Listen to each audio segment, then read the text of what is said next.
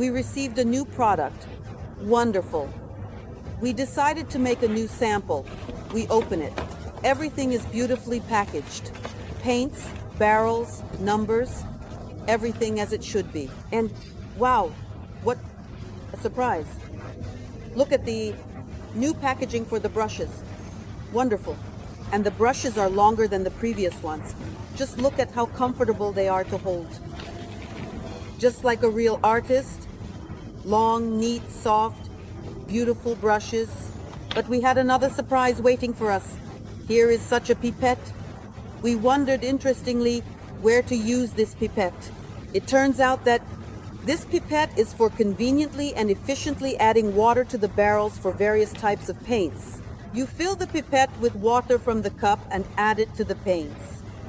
You fill the pipette with water and drip it into the paints, which is very convenient because the previous method we used involved dripping with brushes.